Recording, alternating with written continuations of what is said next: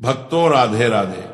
आपने कभी ध्यान दिया होगा कि कुछ घरों में अचानक कबूतर आकर एक शांत सा कोना ढूंढ लेते हैं, वहां थोड़ा सा तिनके जमा करके घोंसला बनाते हैं और फिर 2 छोटे छोटे अंडे रख देते हैं।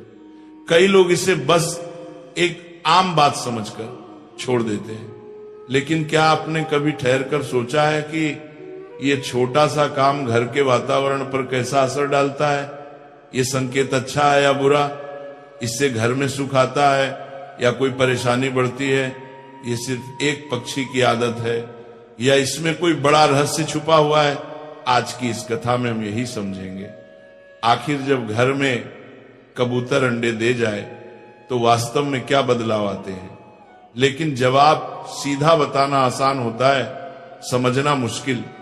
इसलिए हम इसे कहानी के रूप में जानेंगे ताकि हर व्यक्ति चाहे पढ़ा लिखा हो या ना हो, इस बात को दिल से समझ सके।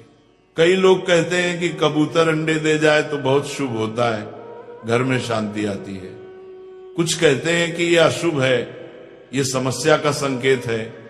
कुछ लोग मानते हैं कि कबूतर शांति और प्रेम का प्रतीक है, इसलिए उसका घर में अंडे देना घर की ऊर्जा के ठीक होने का इशारा है। वहीं दूसरी तरफ कुछ लोग चिंतित हो जाते हैं और कहते हैं कहीं ये हम पर कोई बोझ तो नहीं डाल गया। आपने भी देखा होगा, कबूतर जहां अंडे देता है वहां रोज जाता है, बैठता है और अपने अंडों की रक्षा करता है। फिर कुछ दिनों बाद उन अंडों से 2 छोटे से बच्चे निकल आते हैं। वे बच्चे कुछ समय तक वहीं रहते हैं, फिर उड़ जाते हैं। लेकिन इस दौरान क्या आपने देखा है कि घर के लोगों के जीवन में क्या हो रहा होता है? क्या घर में खुशी बढ़ती है? क्या तनाव कम होता है? या उल्टा किसी न किसी वजह से चीजें बिगड़ने लगती हैं? कई बुजुर्ग कहते हैं जहां कबूतर अंडे देते हैं वो घर स्थिर, शांत और सुरक्षित होता है। कुछ अन्य कहते हैं ये घर की ऊर्जा में असंतुलन का संकेत है। अब आप सोचेंगे दोनों बातों में से सही कौन है? कई बार ऐसा भी होता है कि कबूतर जिस जगह अंडे देते हैं वहां धीरे धीरे गंदगी फैलने लगती है, बदबू आने लगती है, घर की तरंगे भारी होने लगती है। लेकिन कई घर ऐसे भी देखे गए जहां कबूतर अंडे देने के बाद से ही बरकत बढ़ गई, पैसे का प्रवाह अच्छा हो गया, परिवार में प्यार बढ़ा, काम बनना शुरू हो गया। तो क्या ये सब संयोग है या इसके पीछे कोई गहरी आध्यात्मिक या वास्तु की ताकत काम करती है? आपने कभी सोचा है कि कबूतर घरों को ही क्यों चुनता है? वो जंगल भी जा सकता है, पेड़ों पर भी घर बना सकता है, लेकिन वो इंसान के घर को चुनता है। ऐसा क्यों?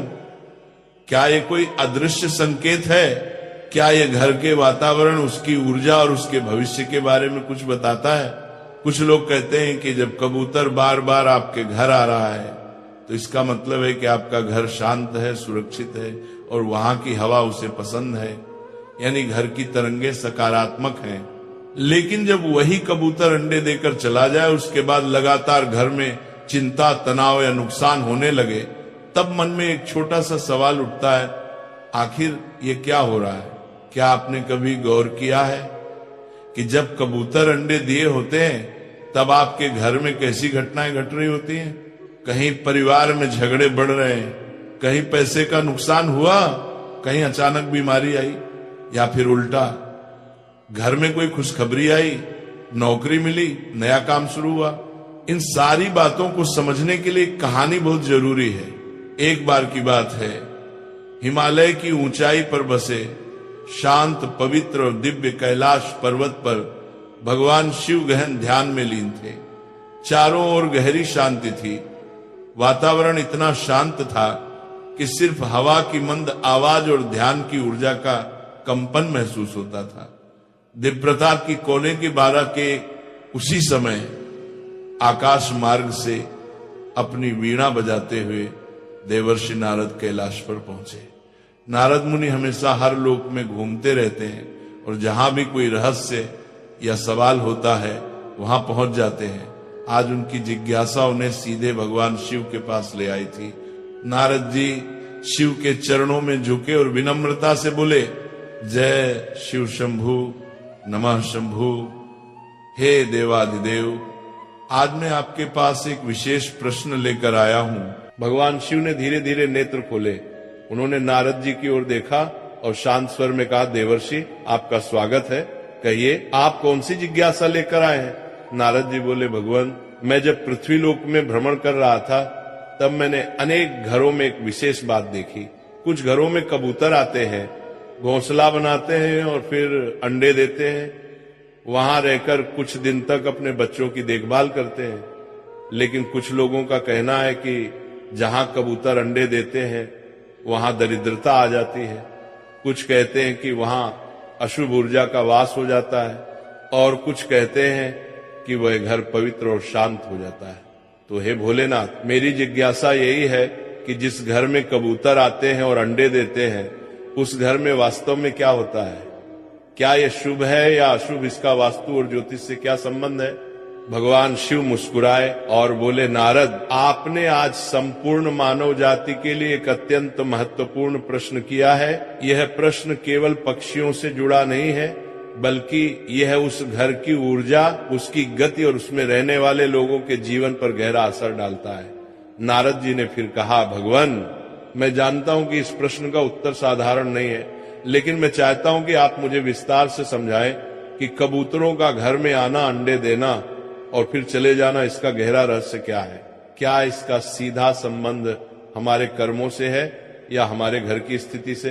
क्या ये आने वाली घटनाओं का संकेत देता है?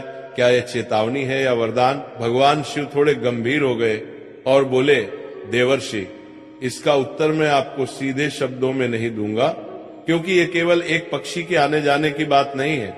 इसके पीछे जीवन के कई संकेत छुपे हुए हैं जो हर गृहस्थ के जीवन को प्रभावित करते हैं। मैं आपको एक कथा के माध्यम से इस प्रश्न का उत्तर दूंगा, क्योंकि बिना कथा के इसका भाव और गहराई समझना कठिन होगा। लेकिन उससे पहले मैं आपको कुछ बातें समझाना चाहता हूं। नारद जी ध्यानपूर्वक भगवान शिव की ओर देख रहे थे। भगवान शिव आगे बोले, देवर्षि जब कोई पक्षी, विशेष रूप से कबूतर किसी घर में आता है और अंडे देता है तो वो उस स्थान की ऊर्जा को महसूस करके ही वहां ठहरता है। ये कोई संयोग नहीं होता। घर की दिशा, उसमें बहने वाली हवा, वहां की नमी, ध्वनि और कंपन, ये सब किसी जीव को आकर्षित करते हैं, और जब वह जीव वहां अंडे देता है तो वो उस ऊर्जा के साथ जुड़ जाता है। नारद जी ने सहमति में सिर हिलाया और कहा, तो इसका अर्थ ये हुआ कि कबूतर का अंडा देना सिर्फ एक प्राकृतिक प्रक्रिया नहीं बल्कि ऊर्जा का संकेत है। भगवान शिव बोले, बिल्कुल देवर्षि, परंतु ये ऊर्जा सकारात्मक है या नकारात्मक, इसका निर्धारण कई बातों पर निर्भर करता है, जैसे उस घर के लोगों का व्यवहार, उनका सोचने का तरीका, उनका कर्म और उनके घर की वास्तु स्थिति। नारद जी की उत्सुकता अब और बढ़ गई थी। उन्होंने पूछा, भगवान क्या यह भी संभव है कि किसी घर में अगर नकारात्मक ऊर्जा हो तो कबूतर वहां अंडे देने नहीं आते, या यदि वे आ जाएं तो उनके अंडे देना किसी प्रकार की चेतावनी हो? भगवान शिव बोले, यह भी संभव है, लेकिन हर स्थिति में अर्थ अलग होता है। इसीलिए मैं आपको ये सब एक कथा के माध्यम से विस्तार से समझाऊंगा। कथा के माध्यम से मैं आपको यह भी बताऊंगा कि कबूतरों का घर में आना किस प्रकार जीवन की दिशा को बदल सकता है, कभी शुभ तो कभी अशुभ। नारद जी बोले, भगवान मैं आपकी कथा सुनने को पूरी तरह तैयार हूं। कृपया मुझे वह ज्ञान दे जिससे मैं इस रहस्य को पूर्ण रूप से समझ सकूं और आगे जाकर इसे लोकहित में बांट सकूं। भगवान शिव बोले, देवर्षि कथा आरंभ करने से पहले मैं चाहता हूं कि आप इस विषय को गहराई से समझने के लिए अपना मन एकाग्र करें, क्योंकि यह केवल कहानी नहीं होगी, यह जीवन के उन संकेतों का ज्ञान है जिसे लोग अक्सर अनदेखा कर देते हैं। नारद जी ने मुस्कुराकर कहा, भगवान मैं तैयार हूं, आप जो उचित समझे कृपया वह कथा आरंभ कीजिए। बहुत समय पहले की बात है, उत्तर भारत के एक छोटे से गांव में एक गरीब किसान रहता था। नाम था रघुनाथ। रघुनाथ का जीवन बहुत ही साधारण था। वह मिट्टी का बना हुआ छोटा सा घर, टूटी फूटी चारपाई, एक पुराना चूल्हा और 2 समय की रोटी के लिए खेत में मेहनत करने वाला इंसान था। उसके पास ना ज्यादा जमीन थी, ना जानवर, ना कोई बड़ी कमाई, बस एक छोटी सी झोपड़ी और अपने भाग्य पर भरोसा। उसकी पत्नी सरला बहुत मेहनती थी और उसके 2 छोटे छोटे बच्चे थे, एक बेटा और एक बेटी। रघुनाथ का दिन सूरज उगने से पहले शुरू होता था और शाम को अंधेरा होते ही खत्म हो जाता था। वह खेतों में काम करता, बीज बोता, जुताई करता, लेकिन उसकी जिंदगी में कभी भी बरकत नहीं आई। जब भी कुछ अच्छा होने लगता कोई ना कोई परेशानी जरूर आ जाती। कभी सूखा पड़ता, कभी बैल बीमार हो जाता, कभी साहूकार आकर कर्ज मांगता। लेकिन एक बात खास थी, रघुनाथ बहुत ईमानदार और शुद्ध मन वाला इंसान था। वह कभी किसी का बुरा नहीं सोचता था। हर दिन सुबह सुबह वह अपने घर के बाहर तुलसी के पास दिया जलाता और भगवान से यही प्रार्थना करता, हे ऊपर वाले, मुझे बस इतना दे दे कि मेरे बच्चों को भूखा ना सोना पड़े। एक दिन की बात है, गर्मी के दिन थे। रघुनाथ खेत से लौटकर घर आया। उसने देखा कि घर की छत पर कोने की एक लकड़ी के बीम के पास कुछ सूखी टहनियां और पत्ते जमा है। उसने पहले ध्यान नहीं दिया, लेकिन अगले दिन देखा कि वहां एक कबूतर बैठा है। फिर धीरे धीरे 2 कबूतर वहां आने लगे। दिन बीतते बीतते उन्होंने वहां घोंसला बना लिया। सरला ने रघुनाथ से कहा, देखो जी, कबूतर ने हमारे घर में घोंसला बना लिया है। अब लगता है ये यही रहने वाले हैं। रघुनाथ ने मुस्कुराकर कहा, रहने दो इन्हें, ये भी तो भगवान के जीव हैं। शायद हमारे घर की शांति ने अच्छी लगी हो।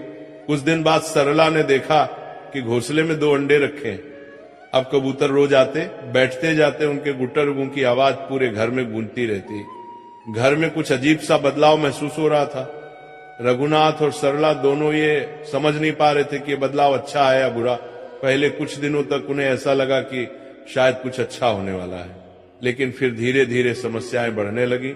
सबसे पहले रघुनाथ के खेत में बोए गए बीज अचानक सूखने लगे। फिर उसका बेटा बुखार से बीमार हो गया और दवाई लाने के लिए जो थोड़ा बहुत पैसा था वो भी खर्च हो गया। कुछ ही दिनों में घर में खाने के लाले पड़ने लगे। रघुनाथ सोच में पड़ गया, क्या यह सब उन कबूतरों के आने से हो रहा है? क्या यह कोई संकेत है? लेकिन उसके माँ ने कहा, नहीं, ये तो बस संयोग है। कबूतर क्या करेंगे किसी का बुरा, ये तो शांति के प्रतीक है। लेकिन गांव के कुछ बुजुर्गों ने कहना शुरू कर दिया, रघुनाथ, तेरे घर कबूतर अंडे दे रहे हैं, ये अच्छा नहीं है, ये दरिद्रता का संकेत है, जल्दी से वह घोंसला हटा दे। रघुनाथ दुविधा में था। वो कबूतरों को नुकसान नहीं पहुंचाना चाहता था, लेकिन बच्चों की भूख, पत्नी की चिंता और खुद की थकावट उसे अंदर से तोड़ रही थी। एक रात वो घर के आंगन में बैठा हुआ था। आसमान में चांद आधा था। कबूतर गुट्टर गूं कर रहे थे। उसने कबूतरों की ओर देखा और धीरे से कहा, अगर तुम्हारे होने से मेरे घर में कष्ट आ रहा है तो मुझे माफ करना, लेकिन मैं तुम्हें कैसे निकालूं? तुम भी तो मेरी ही तरह इस धरती के जीव हो। उसकी आंखों में आंसू थे।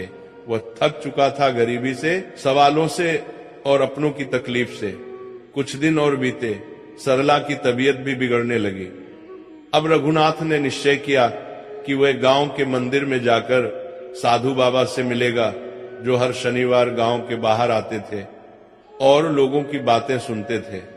लेकिन शनिवार आने से पहले ही कुछ ऐसा हुआ जिसने रघुनाथ को अंदर तक हिला दिया। एक रात तेज आंधी आई, बारिश भी तेज हुई।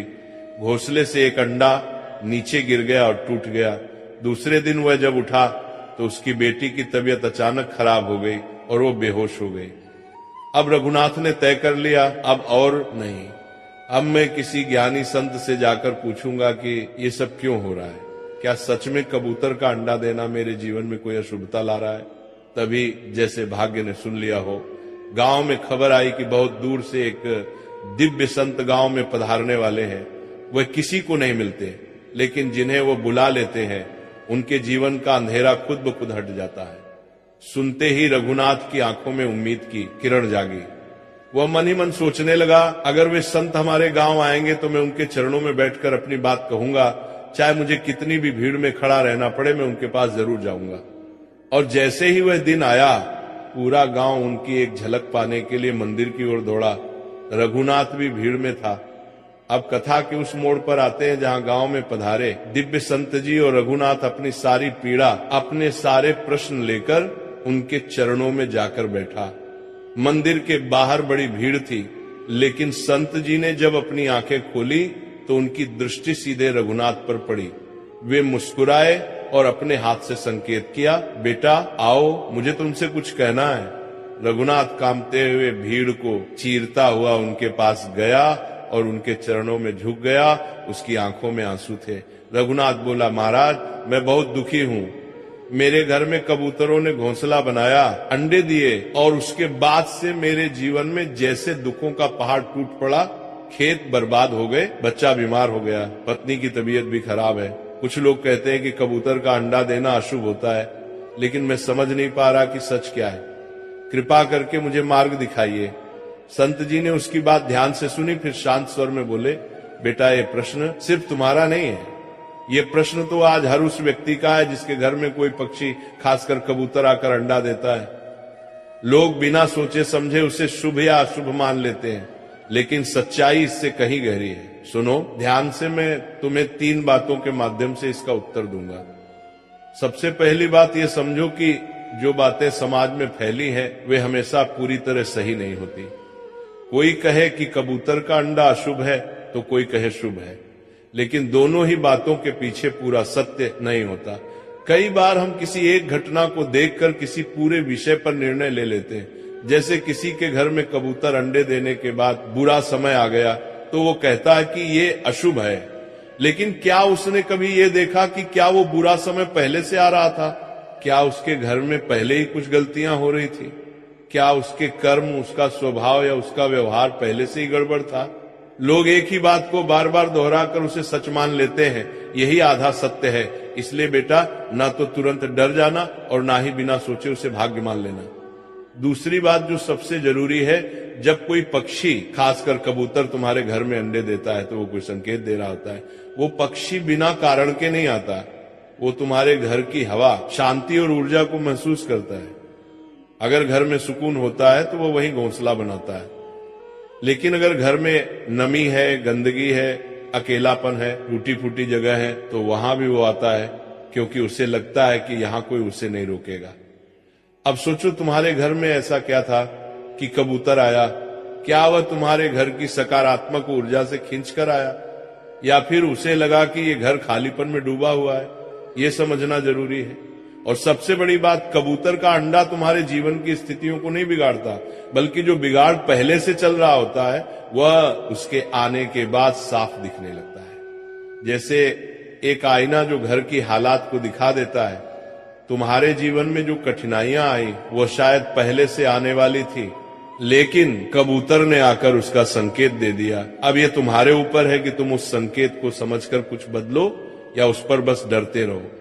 अब तीसरी और सबसे जरूरी बात सुनो बेटा, डरने की नहीं, समझने की जरूरत है। कबूतर बुरा नहीं होता, उसका अंडा देना भी बुरा नहीं होता, लेकिन अगर तुम्हारे घर में पहले से कोई परेशानी है तो वो बढ़कर सामने आ सकती है। ऐसे में तुम्हें घबराने की जरूरत नहीं, बल्कि अपने घर को सुधारने की जरूरत है। घर को साफ रखो, सुबह सूरज निकलने से पहले उठकर आंगन में थोड़ा जल छिड़को, तुलसी के पास दिया जलाओ, घर में सुंदर विचार लाओ, हर दिन 2 अच्छे काम करो, किसी भूखे को भोजन दो, किसी दुखी को ढांढस दो, और सबसे जरूरी बात, घर में कलह मत होने दो। जब तुम अपने घर की ऊर्जा को सकारात्मक बना लोगे तो फिर कोई भी पक्षी, कोई भी संकेत तुम्हें नुकसान नहीं पहुंचा सकता, बल्कि वो तुम्हारे लिए आशीर्वाद बन जाएगा। कबूतर अगर तुम्हारे घर में आता है तो वो ये भी दिखाता है कि वहां अब भी कुछ शेष है, कुछ उम्मीद है, तभी तो उसने उसे चुना है। तो बेटा आप अपने मन से डर निकाल दो, जो घर जाओ और सबसे पहले अपने मन को शांत करो, अपने घर की दीवारों को नहीं, अपने मन की दीवारों को साफ करो, फिर देखना वही कबूतर तुम्हारे जीवन में शांति और समझदारी का प्रतीक बन जाएगा। रघुनाथ की आंखों में आंसू थे, उसने संत जी के चरणों में सिर रख दिया, उसका मन जैसे हल्का हो गया हो। उसे अब डर नहीं लग रहा था, बल्कि उसके अंदर कुछ बदल रहा था, सोचने का तरीका, समझने का तरीका। वो बोला, महाराज आपने मेरी आंखें खोल दी, मैं अब घर लौटकर पहले अपने अंदर का डर हटाऊंगा और फिर अपने घर को साफ और शांत बनाऊंगा। संत जी ने मुस्कुराकर आशीर्वाद दिया और कहा, जाओ बेटा अपने जीवन को समझो और संवारो, यही सच्चा उपाय है। भगवान शिव कथा समाप्त करते हुए नारद जी की ओर देखते हैं और मुस्कुराकर कहते हैं, नारद जी अब मैं उम्मीद करता हूं कि तुम्हारे सभी प्रश्नों का उत्तर मिल गया होगा, अब तुम्हारे मन में कोई संशय नहीं बचा होगा। नारद जी ने दोनों हाथ जोड़ते हुए भावुक होकर कहा, प्रभु आज आपने मेरी आंखें खोल दी, अब मुझे समझ में आ गया कि हर संकेत को डर की नजर से नहीं, समझ की नजर से देखना चाहिए। आपने जो बताया वो न केवल मेरी जिज्ञासा का उत्तर था, बल्कि समस्त मानव जाति के लिए एक सीख है। अब ये ज्ञान मैं पूरी दुनिया तक पहुंचाऊंगा। अगर आपके घर में कभी कबूतर आकर अंडे दे तो घबराइए मत, डरिए मत, ये मत सोचिए कि अब आपके जीवन में दरिद्रता आ जाएगी या बुरा समय आएगा। सच्चाई यह है कि कबूतर अंडा देना कोई अभिशाप नहीं होता। ये सिर्फ एक संकेत होता है, या तो आपके घर की शांति की, और या फिर ये बताने के लिए कि अब आपको अपने जीवन और घर के वातावरण को थोड़ा और सुधारने की जरूरत है। समझदारी यही है कि डरने के बजाय सोचें, सुधारें और सकारात्मक बने। जब मन और घर दोनों शुद्ध होंगे तो जीवन में सुख और शांति खुद ब खुद आ जाएगी।